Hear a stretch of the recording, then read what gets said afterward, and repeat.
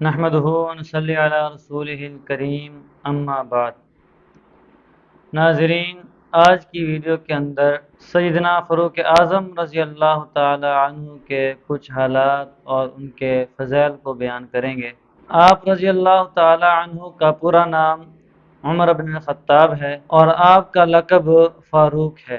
آپ رضی اللہ تعالی عنہ کے قبولیت اسلام سے اسلام کو بہت زیادہ قوت ملی اور اسلام کو بہت زیادہ آزادی ملی۔ تمام صحابہ اکرام رضی اللہ تعالی عنہم اجمعین میں سے صرف سیدنا فاروق اعظم رضی اللہ تعالی عنہ کی ذات مبارک ایسی ہے کہ جس کو حضور صلی اللہ علیہ وسلم نے اللہ رب العزت سے دعائیں مانگ کر اسلام کے اندر داخل کروایا۔ حضور صلی اللہ علیہ وسلم نے دعا فرمائی کہ یا اللہ، عمر بن خطاب کے ذریعے یا عمر بن ہشام کے ذریعے اسلام کو عزت عطا فرما۔ علماء فرماتے ہیں کہ حضور کی دلی خواہش یہی تھی کہ عمر بن خطاب آئے، اس لیے حضور صلی اللہ علیہ وسلم نے پہلے حضرت عمر رضی اللہ تعالی عنہ کا نام لیا اور اللہ رب العزت نے حضور کی دلی مراد کو پورا کرتے ہوئے عمر بن خطاب کو دار اسلام کے اندر داخل فرمایا، اور واقعتاً آپ کے قبولیت اسلام سے اسلام کو بہت زیادہ عزت ملی۔ آپ ہی کی ذات کے بارے میں حضور صلی اللہ علیہ وسلم کا ارشاد مبارک ہے کہ اگر میرے بعد کسی اور نبی نے آنا ہوتا تو وہ عمر بن خطاب ہوتے۔ اور دوسری جگہ حضور صلی اللہ علیہ وسلم کا ارشاد ہے کہ پہلی امتوں کے اندر کوئی نہ کوئی شخص ایسا ہوتا تھا جس کے ساتھ فرشتے باتیں کیا کرتے تھے، لیکن وہ باتیں وہی نہیں ہوتی تھی۔ میری امت کے درمیان اگر کوئی شخص ہے تو وہ صرف فاروق اعظم ہی ہیں۔ اور حضور صلی اللہ علیہ وسلم نے سیدنا فاروق اعظم رضی اللہ تعالی عنہ کی ذات کے بارے میں ارشاد فرمایا وَأَشَدُّهُمْ فِي أَمْرِ اللَّهِ عمر، کہ دینی معاملات کے اندر عمر رضی اللہ تعالی عنہ بہت سخت ہیں۔ آپ رضی اللہ تعالی عنہ کی زبان حق کی ترجمانی کیا کرتی تھی۔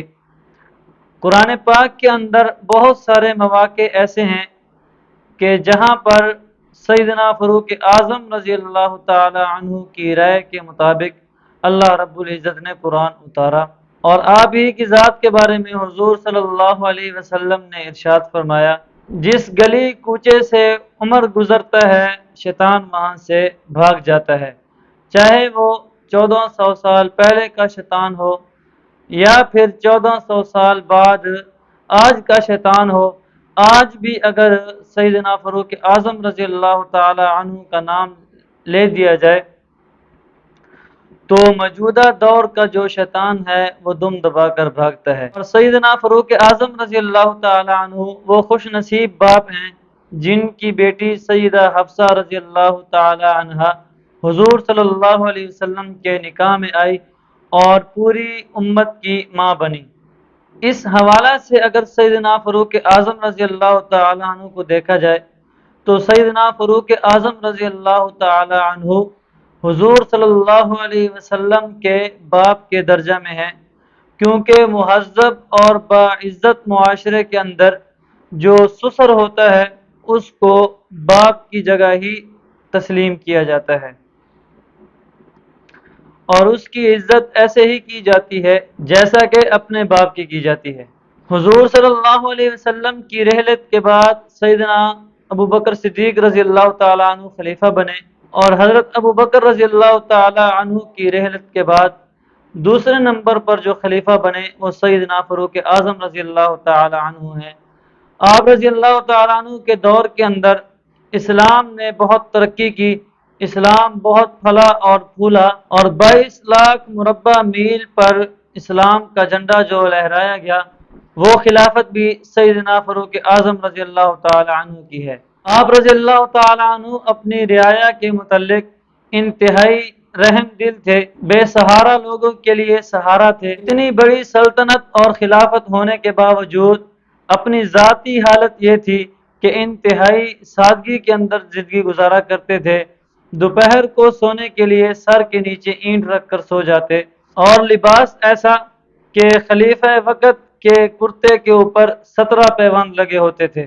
گویا کہ اللہ رب العزت نے سیدنا فاروق اعظم رضی اللہ تعالی عنہ کے اندر وہ تمام صفات رکھ دی تھی جو ایک نبی کے اندر ہوتی ہیں، لیکن سیدنا فاروق اعظم رضی اللہ تعالی عنہ کو نبوت عطا نہیں کی گئی، بلکہ حضور کی خلافت عطا کی گئی۔ 1400 سال گزر جانے کے بعد آج تک اگر کوئی شخص عدل و انصاف کا حوالہ دینا چاہے تو بلا تاخیر اس کی زبان پر سیدنا فاروق اعظم رضی اللہ تعالیٰ عنہ کا زمانہ آتا ہے کہ کیا ہی عدل و انصاف کا زمانہ تھا۔ مسلمان تو مسلمان رہ گئے، خود کافر بھی اس بات کو تسلیم کرتے ہیں کہ سیدنا فاروق اعظم رضی اللہ تعالیٰ عنہ کا زمانہ عدل و انصاف کا زمانہ تھا۔ اور بالآخر اس خلیفہ وقت کو یکم محرم الحرام صبح کی نماز کے اندر حالت نماز میں ان کو خنجر مار کر زخمی کر دیا گیا، اور اسی زخم کی وجہ سے سیدنا فاروق اعظم رضی اللہ تعالی عنہ کی شہادت ہوئی۔ اور خنجر مارنے والا ابو لولو فیروز مجوسی تھا۔ اللہ رب العزت سے دعا ہے کہ اللہ تعالی ہمیں بھی سیدنا فاروق اعظم رضی اللہ تعالی عنہ کے نقش قدم پر چلنے کی توفیق عطا فرمائے۔ وما علینا الا البلاغ۔